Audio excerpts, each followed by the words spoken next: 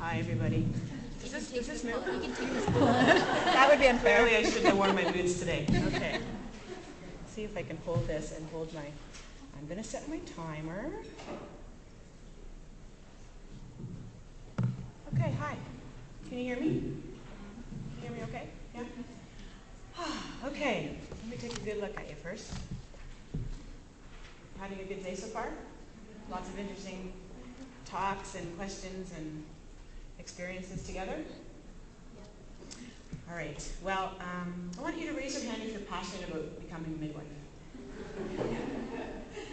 And I want to you raise your hand if you want to provide excellent care to all the clients you serve. Awesome. Well, you've heard my name. Thanks, Cam. My name is Rick Schrouder. I really want to thank Yale and the conference committee for inviting me, and for all of you for the opportunity to chat with you today about a topic that I think can really transform your work. And if you were expecting somebody that was going to memorize an hour-long presentation, that's not me. So I'm going to put my notes right here. So during our time together, I'm going to offer you some tools and techniques to help you see more, so that you can get the most out of your time studying, and to help you to provide your clients with respectful, relevant, and meaningful service. Would that be of interest to you? Yeah. All right. So before we begin, is it okay if I tell you a little bit about me besides the bio that you heard? Long, boring. Is that okay? Yeah. Awesome. So first of all, I'm a mother of a 4-year-old who's awesome, and I'm a midwifery client, and I had an amazing experience being a midwifery client. So I have mad love and respect for what you guys are all up to, and I know how amazing it can be and what a great experience you can provide for the people in your care. As you can see, I'm a person of color. By what I'm wearing today, you probably see that I'm female-identified, and you'd be correct in that assumption. What you can't see is that I'm also queer. And I'm telling you these things because all of these things, and many, many other things, are integral pieces of who I am. And as a midwife, you're going to be working with clients, and knowing about who they are, really seeing who they are, and knowing their experiences is what's going to allow you to provide them with service that is meaningful, that's relevant to them, and that really works for them, and that touches them. So in addition to some of these identities that you can see and some that you can't see, I'm a consultant, I'm a speaker, I'm a facilitator on issues of diversity and inclusion, anti-racism, anti-oppression, LGBT inclusion, blah, blah, blah, as you heard in my intro. And I started my work as a teacher 20 years ago. And really, my passion for doing this work comes from my own personal experience, but also comes from knowing the difference it can make when we really see people, when we really are inclusive, when we make that effort, that extra step to broaden our awareness and our perspective so that we can really serve people well. The other thing that I want to tell you about me is that I'm biracial. That'll come up again a little bit later, but I grew up in a house with 2 very different cultures, and the amazing thing about that for me was it was really hard at sometimes, but I got to see the impact of different perspectives. Sometimes it's amazing, and sometimes you just miss the mark. But what it taught me was how important it is to really ask questions and hear more and see more. And obviously the frustrating things that can happen when that doesn't happen. So I have, for the last 12 years or so, I've worked with not-for-profits and corporates. I help them to create inclusive environments where they see their staff, where they acknowledge their staff and they value who they are. And they bring that into the work that they do, the products they make, the service they provide, and where they also learn to value and see their clients so they can create programs and services that really speak to the people that they're trying to serve well. So that's a little bit about me. And I think seeing more, see my little logo here on the side, is really, really, really, really important. With apologies for it's fuzzy. You're going to see this a lot in the next hour. My talk is Beyond Clinical Skills, Seeing More so you can serve others well. I love this slide because it's kind of funny, but what I'm hoping it shows is if we're in our own perspective, if we're seeing things just from our own experience and perspective, chances are we're going to miss the mark with at least a few people. Right? So you'll see this come up once in a while during the presentation. What I'm going to share with you today are 3 techniques for seeing the elephant, 3 concepts or reasons why we sometimes still don't see the elephant even though we do those techniques, and 3 questions to help you see more, all so that you can serve clients well. You ready? Yeah?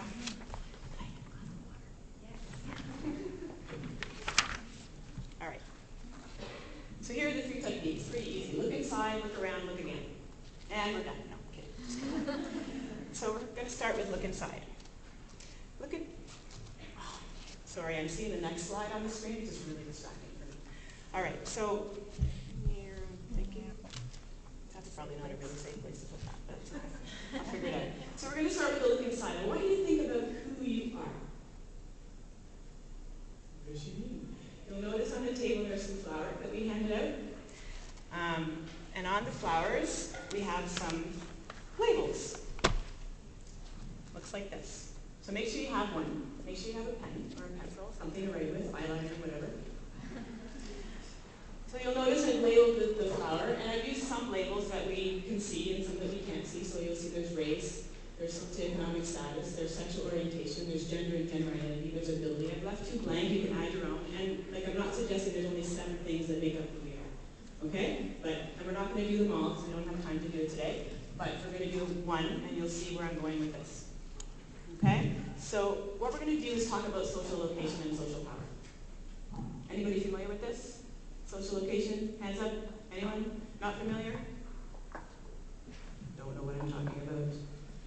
Okay. So we're going to go through the flower together. What I want you to do is, with your pencil, make a circle around the flower like that. We're going to talk about social power. Who has it, who doesn't have it. Okay? The important thing about the circle, doesn't matter how big it is, but the important thing is that the pointy parts of the color are on the outside, and then you have space, and there's room on the inside.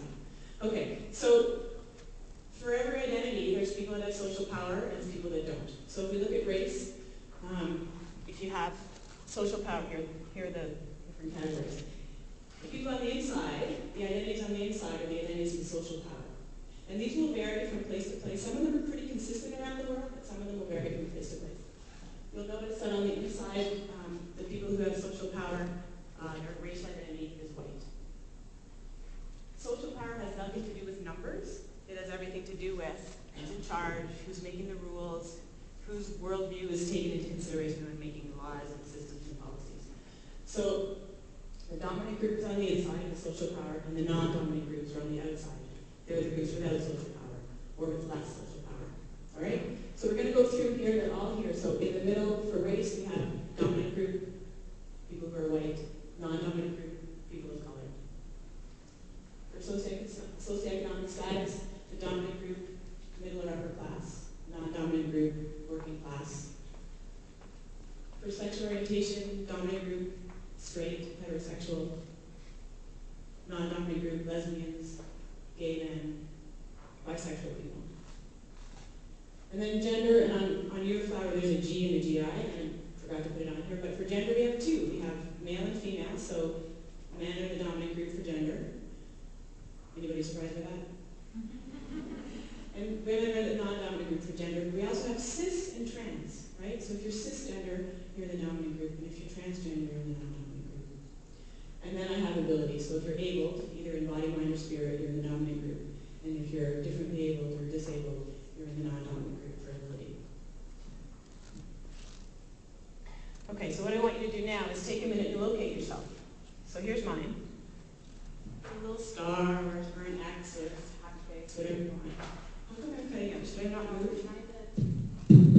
Actually, use this one, and I'm going to move your batteries. Great. Okay, so just take a minute to locate yourself on the spot. Oh, my God. I have to stay here? Take a minute to... It's gone. Okay, so take a minute to locate yourself on the flower. So keep that one, stay on that side, and I'll be right back. Sorry.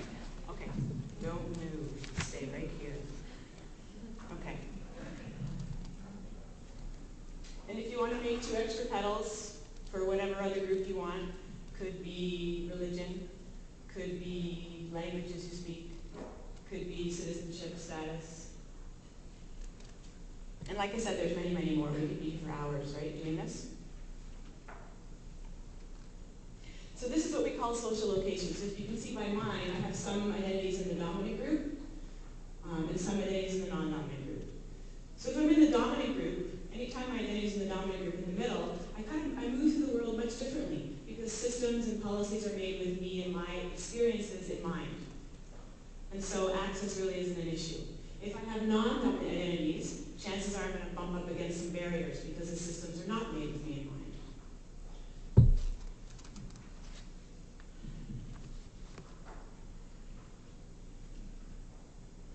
How you see people in situations, how you're seen, and how you experience the world can be very different depending on your social location, as you can see. So let's explore that for a second. I'm going to ask you a series of questions, and I want you to answer them. You can either write on the pedal, you can write on the back, you can think about it, whatever works for you. But we're going to think a little bit about the impact of your social location on what you see and don't see, what your experience is and what your experience is not. So we're going to choose physical ability. So whatever your social location is for physical ability, that's what we're going to do. And I'm going to ask you these questions. So just think about them. Write them down if you want to, or just think. So what's your identity with regard to physical ability? Are you in the dominant group? Are you able-bodied? Are you free of mental illness? Do you not have any learning disabilities? Or are you in the non-dominant group where you might not be able-bodied, you might have a learning disability, you might suffer from a mental illness? Within the context of the society that you live in, what does this part of your identity give you access to? And what barriers do you experience because of this part of who you are? So what's easy for you and what's difficult for you? And I want to tell you before we go any further that chances are, if you have a dominant identity in this particular category or any category, these questions might be hard for you to answer because you might not have had to think about them. Okay? So if you're like, I don't know what she's talking about, it's okay. What does this aspect of your identity allow you to see, experience, and understand? And what does it prevent you from seeing, experiencing, and understanding?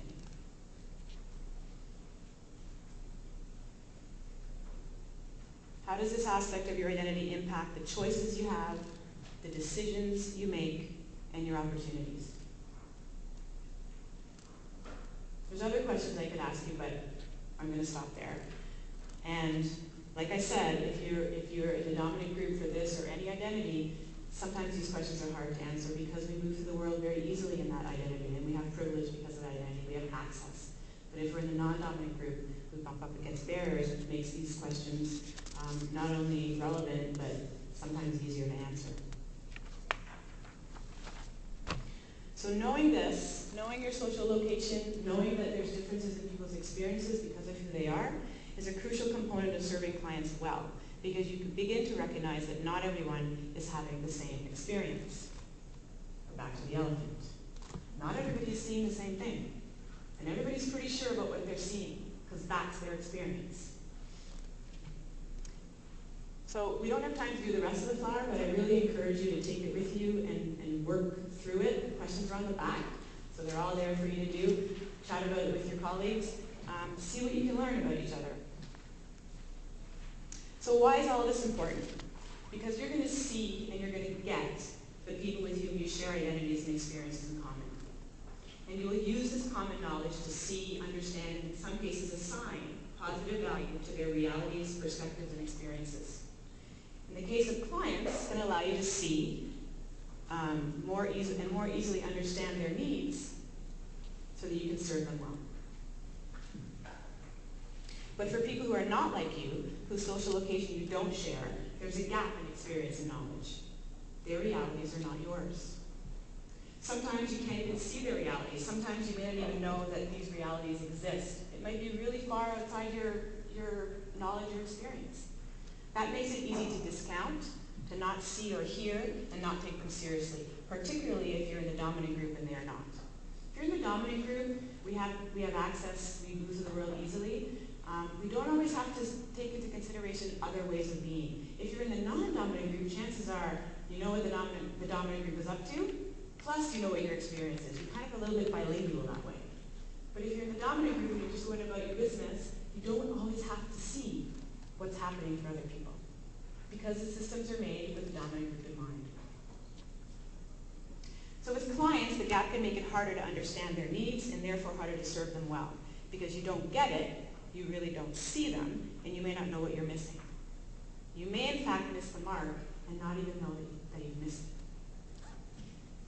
So by looking inside, you begin to understand how social location impacts how you see people and how you see situations. This is an important first step in really seeing someone or something because you start to see how narrow your view can be. Anybody ever seen a horse with the blinders on? Yeah? Okay, so what we're trying to do here is do this. Because there's a whole bunch of stuff going on over here and going on over here that you can't see if you're just focused on what you know and what your reality is. We don't take time to step outside of our reality and see what might be going on for somebody else. We're busy, we're stressed, we have things to do, there's a lot going on in our life. But if we're serving people who are not like us, we need to take that step outside and see what's going on for them. The elephant. All right, so because we all experience the world differently because of our identities and social location, because we're seen differently and we see people differently because of our social location, and because we create different experiences and therefore needs, the next technique for seeing more that I want to share with you today is look around. Looking around means you're seeing who's here and seeing what perspectives and experiences they bring to the table because you can't see everything yourself.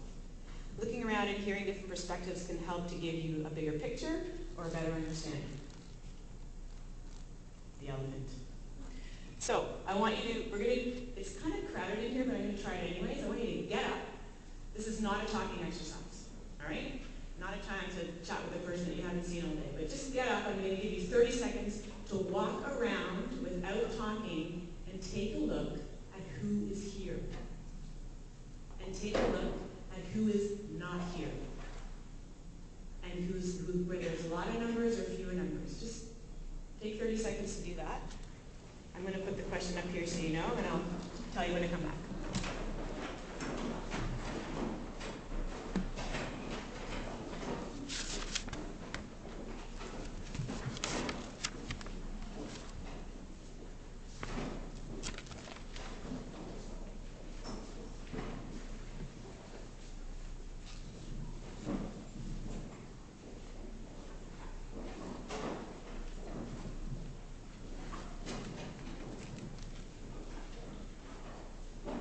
Then make your way back to your seat. When you get to your seat, find a partner.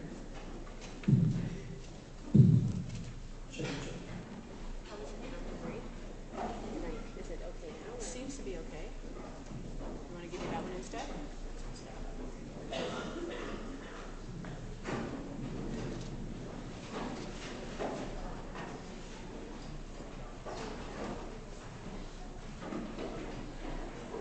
When you find your partner, I want you to talk about what you notice.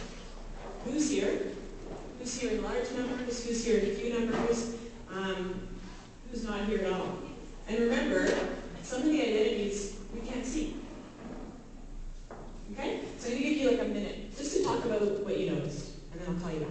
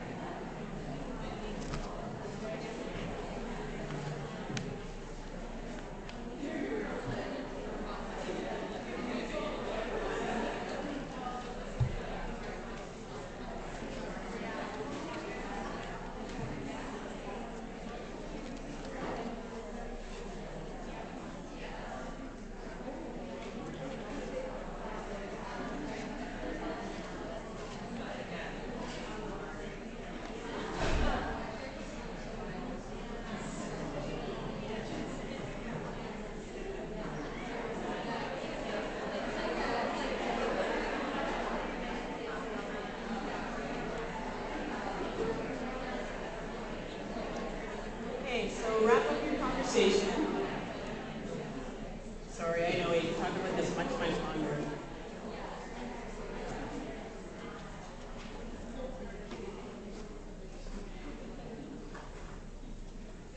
You can talk about it more over dinner.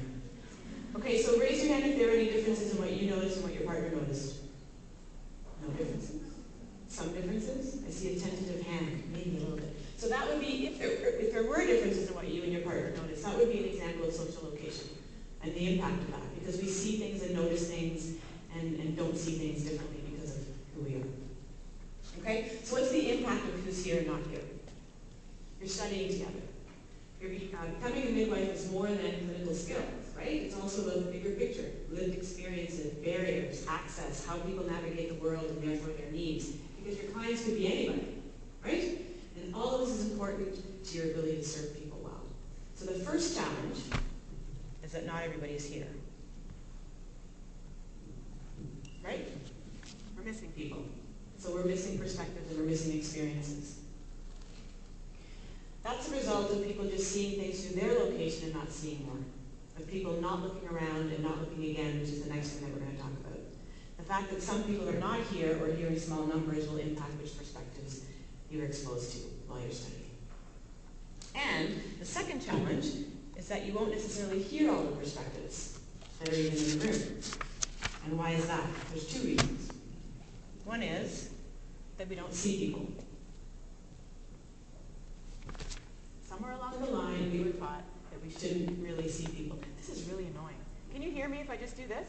Yeah. Okay. All right. Drop the mic. Come out. Okay. So I'll give you an example of not seeing people. If you can't hear me, just wait, and then I'll pick up the microphone again. You can't hear me? Just speak up a little bit. Oh, it's gonna be harder. Speak up a little bit. Speak up. Just yell a little Just yell a little bit more. Okay. So I'll give you one example of not seeing people. So I mentioned that I'm biracial. My mom's white, my dad's black. And I've heard many, many times in my life, "Oh, honey, I don't see your color." And my friends, my white friends, have also said to me, "Oh, Henry, I don't even notice that you're black or brown or whatever." And anybody heard that before? Anybody surprised by that?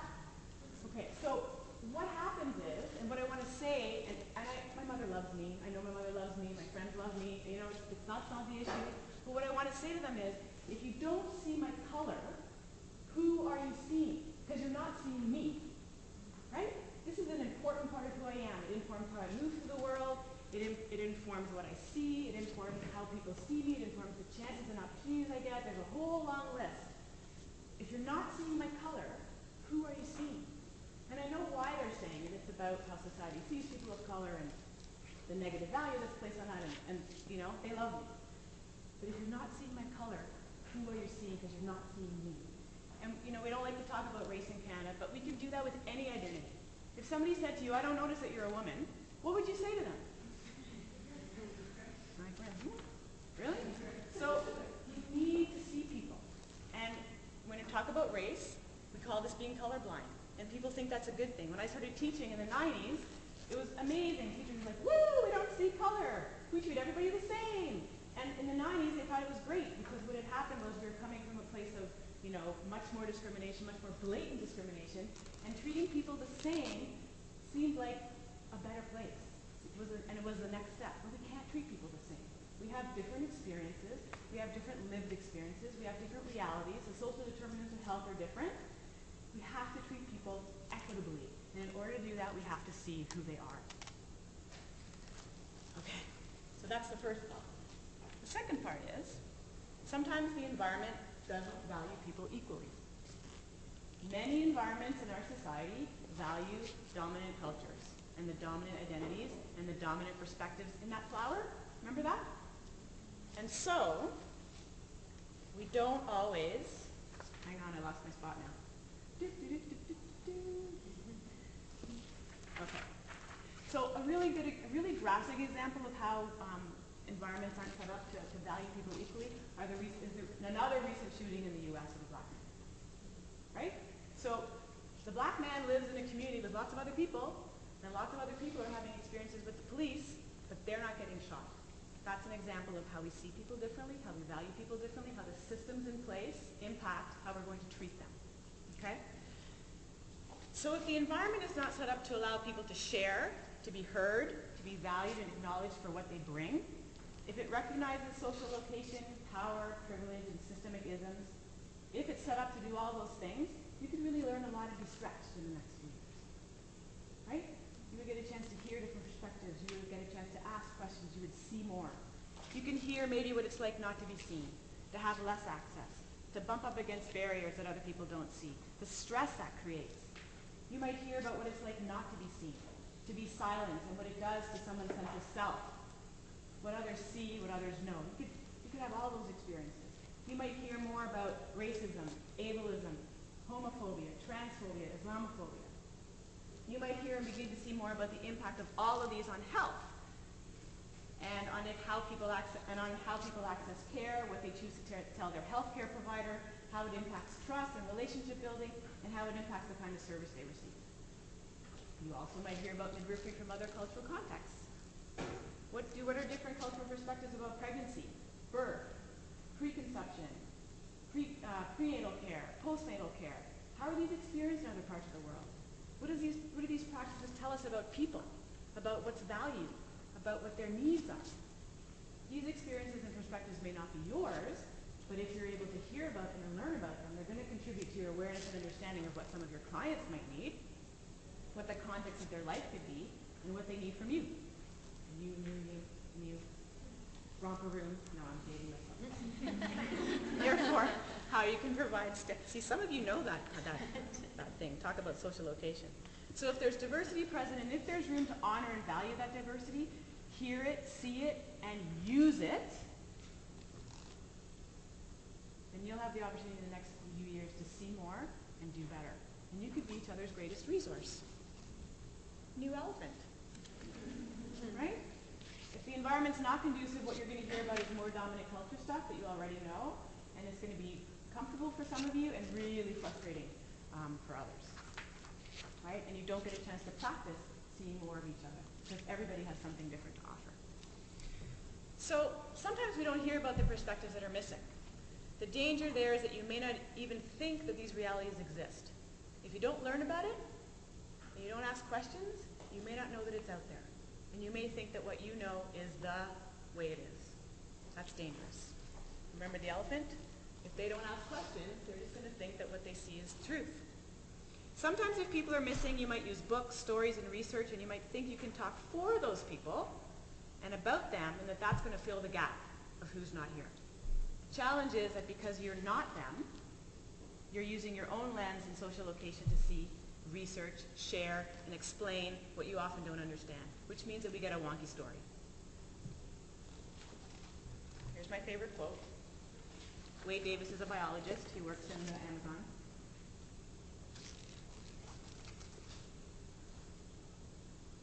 Right? Not failed attempts at being you. And you can substitute culture for anything, any of the identities. Okay, so here's the third technique. I want you to look again. Looking again means exactly what it sounds like. We're going to look again. What are we missing? We're going to look again to see what we might be missing. It means looking inside again and seeing where your identities and privilege may be helping you or keeping you from seeing somebody or something. It means looking around again to see what else there is, who else there could be, what else you need to hear to broaden your perspective, to open the blinders a little bit. It means considering another perspective. So I want you to take out your flower. Remember the little marks you made? And to the extent that you feel comfortable, I want you to spend a couple of minutes talking to the people at your table and sharing who you are. Just a few minutes, and you don't have to share all of them, just share the ones you feel comfortable with. I'm going to give you a minute to do that.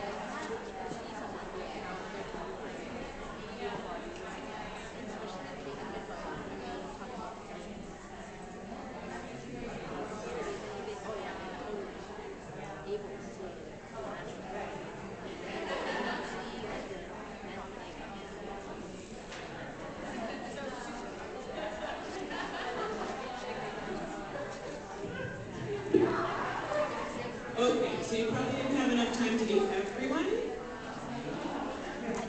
I encourage you to finish that after dinner or something. You can probably stand here. It's okay, I'm not going to use this for the whole time. Just need to get people something. So come on back. If you had more time, I'd let you just keep going. Oh, you know. I'll put this away. Okay, so raise your hand if you learned something new about someone at your table. Raise your hand if you see the people at your table a little bit more. Maybe? So what we want to do when we look again is we want to acknowledge that there's always more. There's always a possibility that you miss something because of who you are and how you're seeing a situation or a person or an experience or the world. And so we want to give ourselves the opportunity to hear another perspective, to look again. What else could there be? So you've looked inside and you've noticed your social location and your perspective. You've looked around to get other people's perspectives and expand what you see. And you've looked again. We have our elephant again. Still, you may not see the elephant. Still, you may see maybe one or two parts of the elephant. How is that possible? It's possible for three reasons, concepts that I'm going to share with you now. Here they are. You don't just see with your eyes. Your brain doesn't have time to think, and real stories don't have endings. Okay, we're going to go through those. So we don't just see with our eyes. I'll give you a minute to think about that. Remember the elephant? How could you not? Here he is. So in this slide, no matter where the person is standing and what they're seeing, they're using more than their eyes to determine what that is. How you see and experience the world, situations, and other people is not just based on your vision, it's based on who you are. It's based on your social location. It's based on the experiences that you've had. And it's based on the family that you grew up in, the community that you grew up in, the things you learned in school, the things you didn't learn in school, etc., etc. There's a whole long list. We call this a lens or a bias. And we go through the world with our very own lens and bias. You could also call it a filter. So when you're standing in front of the elephant, or in this case, in your context, your colleagues, your professors, your clients, you'll be looking at them with your eyes, but what you'll see will be informed by who you are and your experiences. And then, here's the tricky part, you're going to assign a meaning to what you're seeing because of who you are and your experiences. And that means you don't always see people and things as they are, but you see them as you think they are, which can get a little bit wonky. The second one is, your brain doesn't have time to think. It's true. Your brain is all about efficiency. Your brain is an efficiency machine, and its job is to process and get through thousands of decisions every single day, which it doesn't have time to do. So the brain is very smart. The brain is going to have an excellent filing system, and it's going to filter information into this filing system so you have easy access to it. You don't have to think about every single thing, like, do I want to step here, or do I want to step there? No, you're just going to do it. It's going to save the brain power for the really, really, really important information in your day. Okay? So what this is called, that filing system, is called unconscious bias. Anybody heard of unconscious bias? Good, awesome. So unconscious bias is exactly what it sounds like. It's a way of looking at something or someone. It's a filter, and it operates just like your lens does. Right? You see something, but really you're making it mean something else. The difference with unconscious bias, not your lens, is that it's a collection of what we hear about every day as we walk through the world. It's the messages that you soak up from being a part of a society. So here's how it works. You're walking down the street, you pass the magazine covers, or you look at the headlines from the newspaper, or you're watching TV, or you're reading a book. You're soaking up information about people and about ideas every day, information that we're given. And we have a 24/7 information system now, right? You drive down the highway, there's billboards. You're on your phone, you have the internet. We're in front of it all the time. So our brain is bombarded with messages. Messages about people, messages about things. So, messages about black people, white people, brown people, trans people, gay people, immigrants, all sorts of people. And there are also messages about things like beauty, success, health, parenting, criminals, terrorists, good things, bad things. And then you know what happens? Those two merge. People and ideas. People and things. And we put them together very craftily in the messages that we're bombarded with every day. And then it gets that little filing system in your brain, and it becomes the things that we use to make those decisions unconsciously. It's called unconscious bias because we don't know that we're doing it. It's called unconscious bias. Everybody has it. It doesn't matter what group you belong to, whatever the message is in society about a group, even if you're in that group, that's the unconscious bias that's sitting in your brain. It's a little bit scary if you think about it.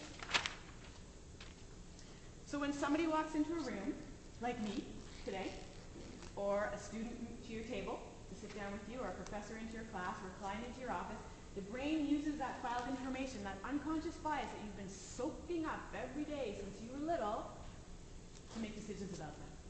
Decisions like, who are they? Can you trust them? Should you listen to them? Are they telling you the truth?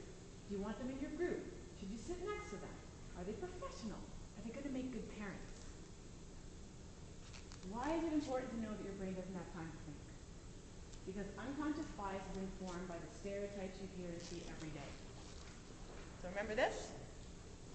If you think about it, many of the negative stereotypes we have are about non-dominant groups, the pointy parts of the petal. And many of the positive stereotypes we have are the dominant groups, the inside of the petal. It's not a coincidence because the system is designed to perpetuate the system. Unconscious bias is systemic, which means that we're all soaking in the same soup and it's everywhere and it informs everything. So in addition to your own lens, because of your social location, it tells you what to think about people around you.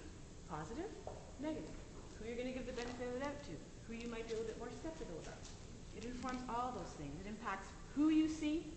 It impacts what you see about them. And we have systems that solidify these beliefs. Your unconscious bias and your lens then inform your actions, your reactions, your thoughts, your assumptions, without your knowing. So between your lens and your unconscious bias, the elephant has no chance to be seen. The final stage, the final concept that we're going to talk about is real stories don't have endings. I'm not talking about fairy tales or stories in books. I'm talking about real life. The many possibilities and ways our lives can shift and change, and the many things that inform our experiences and our lived realities. Real stories don't have endings, but we think they do. Between your lens and your brain, you're going to look at somebody, and in seconds, you're going to make decisions about them. Effectively creating a story with an ending in your mind. Who are they? What would they be like as educators, as colleagues, as clients, as parents? What will they need? What should you do? And then here's the kicker. You're going to act like what your story is in your head is true. You behave, respond, or don't respond, engage or don't engage, make decisions as if the story and the ending you have created about someone or something is the truth. And if you don't relate, if you can't see more, if you aren't aware of the way your social location, your power and your privilege, and all the isms undermine what you see, you're going to judge, you're going to discount, and you might disregard. Meanwhile, your lens and your brain are the authors of the story, and you don't really see the person that's in front of you. The person hasn't got a chance. You've created an ending to the story, but real stories don't have endings. Remember Wade? Unique manifestations of the human spirit. So let's see how this works. I want you to close your eyes, if you feel comfortable. If you don't feel comfortable, just get into the zone. I'm going to ask you to picture some people coming into your clinic as a midwife. And I want you to pay attention to the images that come into your head, the ideas that come into your head, the feelings that come into your mind and your body when you picture this person coming into your clinic. I'm not going to ask you to share it, I just want you to pay attention to it, okay?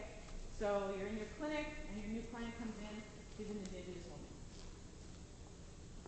She's a black woman from East Africa. She's a woman from a lower socioeconomic status, or so it would appear.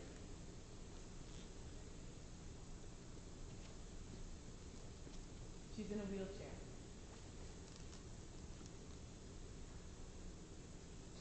She's come in with her female partner.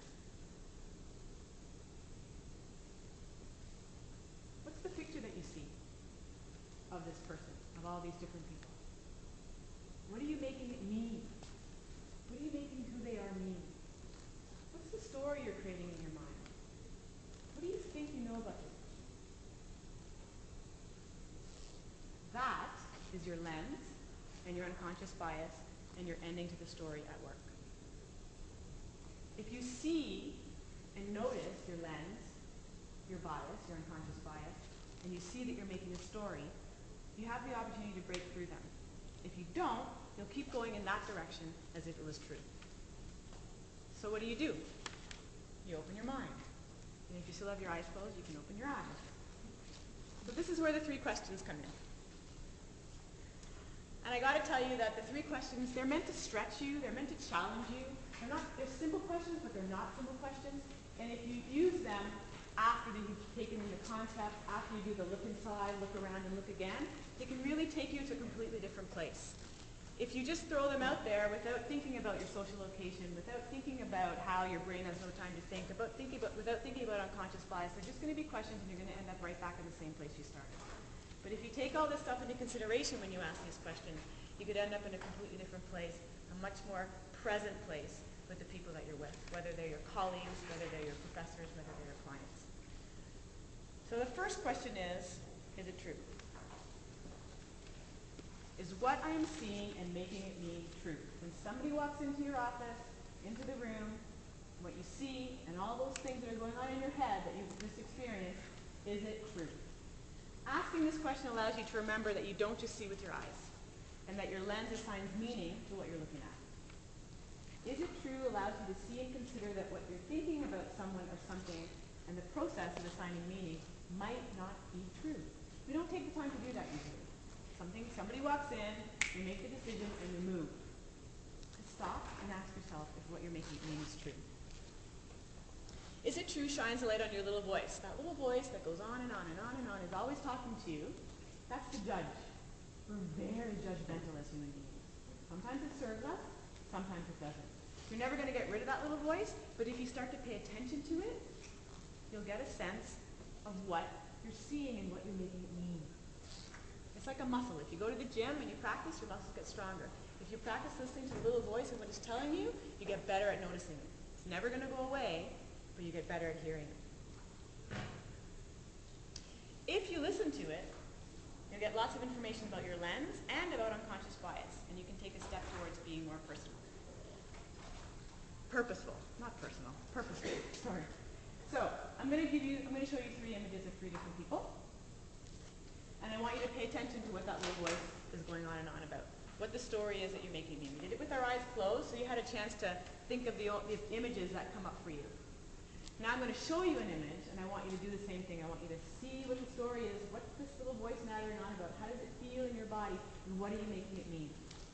I'm going to take you through 3 different pictures, and we're going to assign 3 different identities to these people. Okay, let's take a look at this image.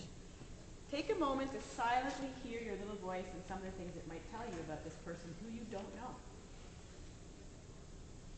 Now imagine this person is a fellow student. What are you making all of that stuff in your head mean in terms of the experience you will have with them as a classmate? What she'll say, how she'll be in class, and what and how she's going to contribute. Just think about that.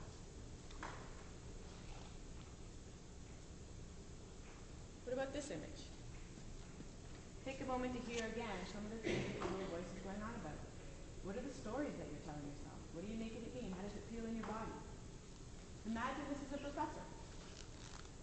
What are you making all of this mean, all the stuff in your head, in terms of what she has to share? What you will learn? How useful it would be if she's professional? How about this guy? Sorry, it's a bad picture, but you'll see why in a second. Again, take a moment to think about the things that your little voice is talking to you about.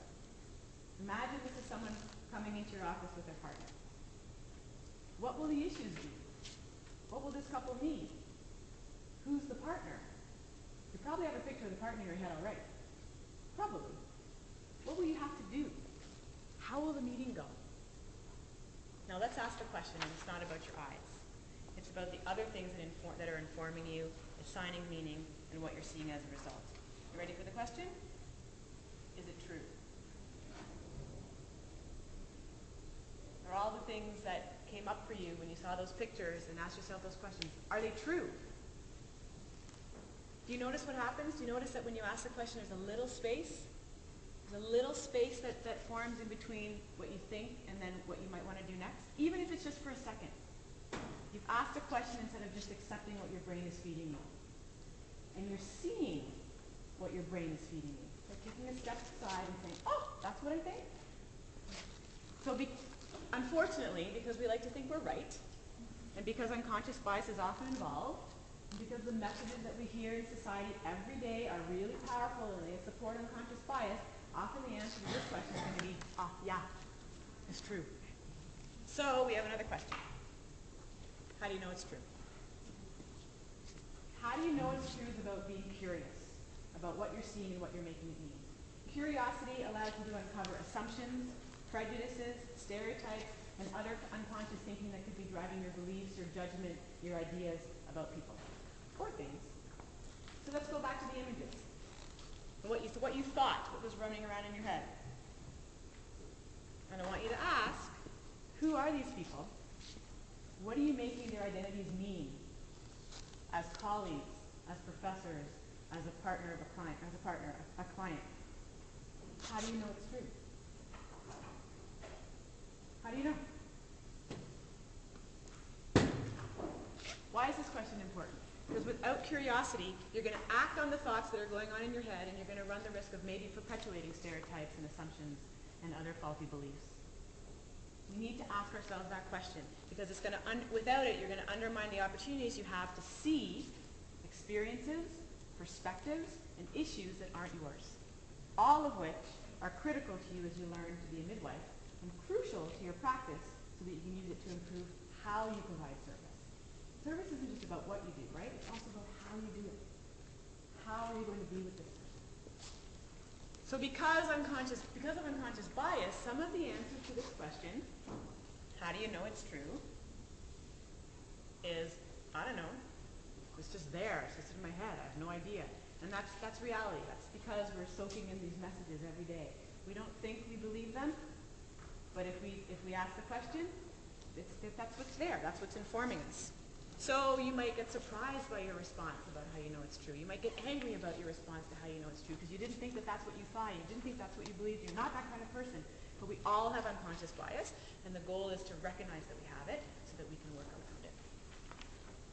How do I know it's true creates a space between your thought and your autopilot response. And you cannot provide good service on autopilot. You can't. So, now that you've created the space, the last question is, what if it's not true? What if what you're thinking about this person or what you're making it mean is not true? The question is key because it's asking you to be open. Being open means you're willing to be wrong, to be surprised, to hear something or see something new, that you're willing to make a space for possibilities that you currently don't or can't imagine because of your perspective, because of your experiences, because of your social location. You're stepping outside again and asking yourself, how do you know it's true? Being open provides the opportunity for new ideas and new information. And it's crucial because without this you might be more self-aware, but your ideas and interpretations can be left unchallenged, which means you'll make the same choices you've always made because you'll see what you've always seen. Is it true helps us to see we have a lens based on our social location and our experiences, and that unconscious bias is real. How do I know allows us to be curious about what informs these beliefs and the meanings and stories that we're making. So, I want you to ask yourself, what if what I'm thinking about these people is not true? What happens? You create a space, a bigger space, for the opportunity to see more if you use that opportunity. What if what you're thinking is not true? Who could this be? Or this, or this? What might they need? What could you ask them? How might you have to adjust how you provide service to them? And the key thing here is that being open not just opens your mind, but it opens your heart, and we see way, way more with our heart. So now what? Asking these 3 questions of yourself creates the opportunity to see more, which creates the possibility to open dialogue with the person and with others that might give you insight about that person. Which means that you have the chance to really get to know who's in front of you, and in so doing provide care that's going to consider their needs, their experiences, some of the barriers they face, the context they live in, things that you may have no idea about if you just go with your story and you don't ask questions. You're creating the possibility for dialogue. The important part of this last question is, or all these questions, what it's leading you to is to have a dialogue, to recognize that there's things that you don't know. Ask questions so that you can find out, so that you can be more purposeful. Asking questions is how we get to know each other. And somewhere along the line, we stopped asking questions because we got scared that we were going to offend somebody, we were going to say the wrong thing, we were going to put our foot in our mouth. We had a whole political correctness movement. Really damaging, because unless we ask, we don't know. So, where's my pictures? This woman might have a PhD and 3 kids. This woman may have been a midwife for 15 years. And this guy, because it's actually a real picture, is a trans man who's pregnant. And he's come into your office with his male partner. He got pregnant by accident because he went off this testosterone because he wanted to have top surgery. Here's a picture of it, this kid. True story, you can look it up. So let's talk briefly about some of the real impacts of not asking yourself these questions. If I have enough time, let me check. Ooh, I do. So, I don't have enough time to go back to the beginning because all of these things are so much a fundamental part of our society.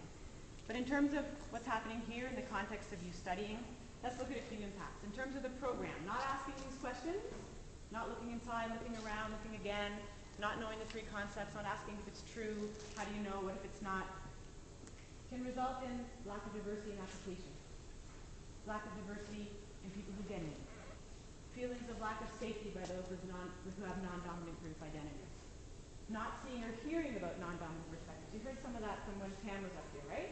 Doing her research. Not seeing or hearing about non-dominant perspectives in the curriculum. Not hearing non-dominant voices and perspectives in class. And not knowing what they're missing.